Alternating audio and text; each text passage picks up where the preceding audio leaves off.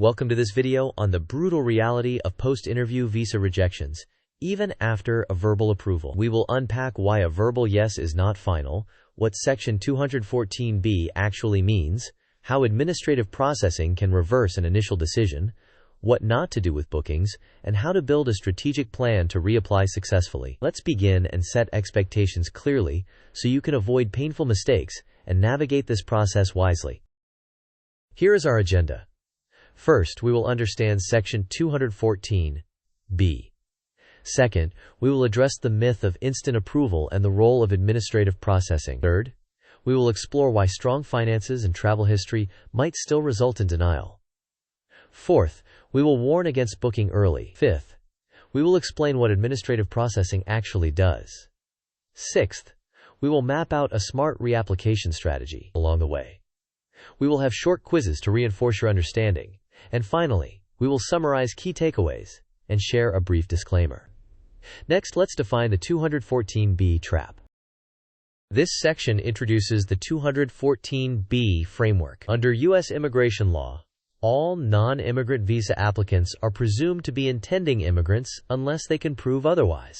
In practice, this means you must show sufficient and credible ties to your home country, economic, familial, and social, that compel you to return after your short visit. Now that we've set the foundation, let's break down what 214B really means in everyday terms. Here's what 214B really entails. First, the law presumes immigrant intent unless you prove otherwise. Second, the burden of proof is on the applicant to demonstrate strong ties to their home country. Third, the most persuasive evidence relates to your current stability, length of employment, family obligations, property ownership, community involvement, and ongoing commitments. Fourth, while finances and extensive travel history can support your case, they do not replace current stability, especially if you have been with your current employer for less than a year. Finally, remember that the interview is just one step in a broader pipeline. Now let's visualize how an initial yes can become a final no. This flowchart shows the journey from a verbal approval to the final outcome. After a positive window interview, the passport is collected, and the case enters administrative processing. During that phase, security and name checks run across various databases.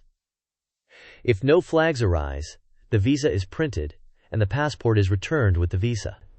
If a flag appears, the case can be pulled back for further review, and a 214B refusal may be issued, resulting in the passport being returned without a visa. The key message is that a verbal approval is provisional until the visa has been physically placed in your passport.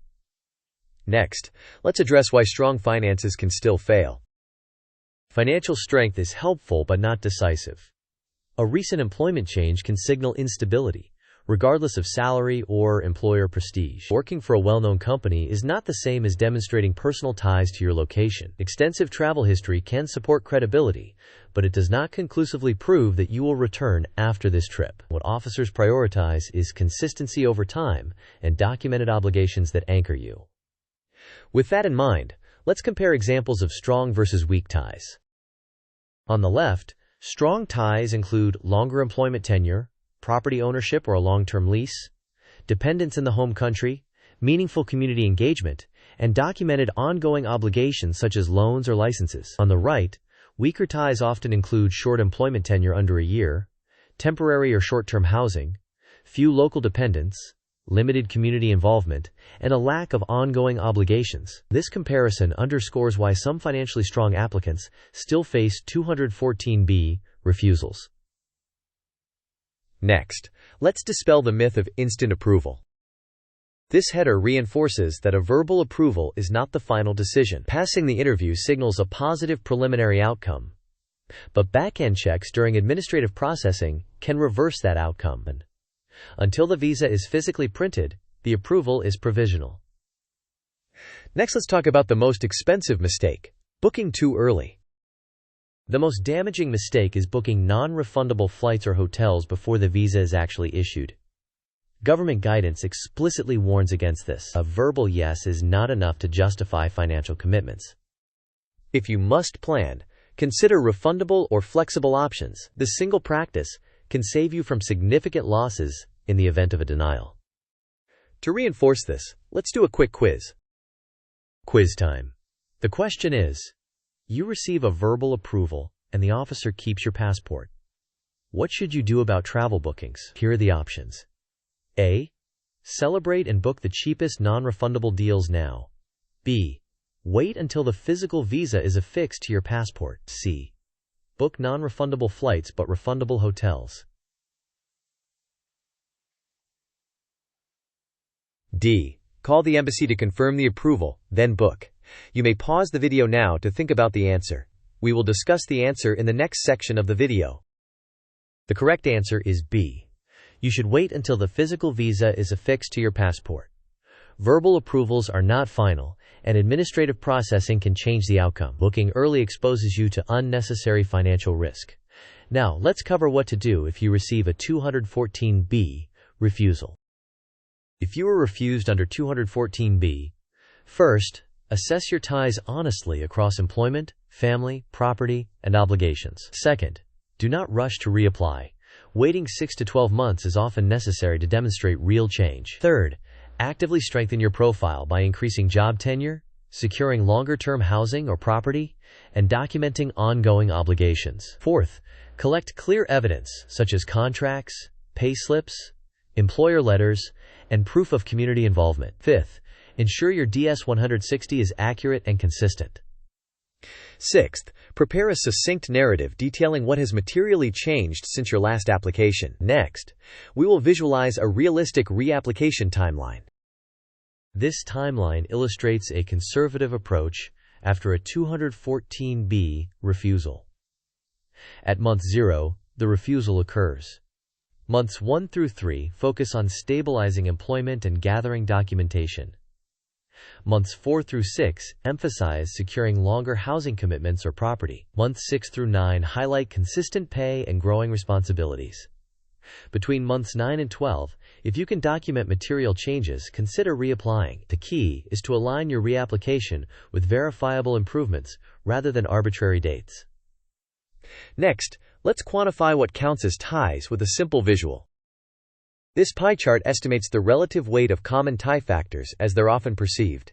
Employment stability is the largest slice, followed by family ties, property or assets, community and social ties, and finally, travel history. While these percentages are illustrative rather than official, they convey that current stability typically carries more weight than past travel or raw finances. Next, we will present a quick reference table of material changes and the documents that can support them.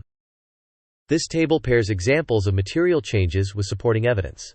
Longer employment tenure can be proven with pay stubs, updated contracts, and HAR letters. Property or a long lease can be shown with deeds, registered lease agreements, and utility bills. Family obligations can be evidenced by birth or marriage certificates or caregiving documentation.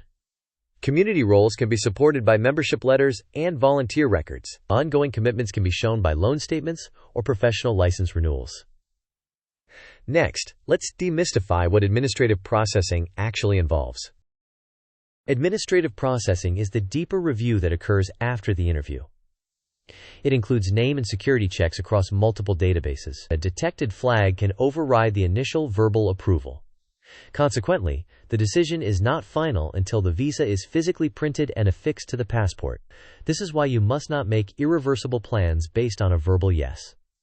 To reinforce timing judgment, let's do one more quiz. Second quiz. The question is, after a 214B refusal, when is it generally most sensible to reapply? Options are A. Within 2 weeks to show determination. B. After 6 to 12 months, when you can document material changes. C. Immediately, but bring more bank statements.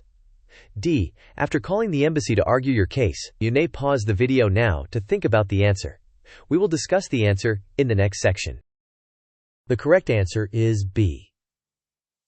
It is generally most sensible to reapply after 6 to 12 months, once you can document material changes that strengthen your ties. Rushing to reapply without changes, bringing only more bank statements, or arguing with the embassy is unlikely to alter the outcome. Now let's consolidate the key points. These are the key takeaways.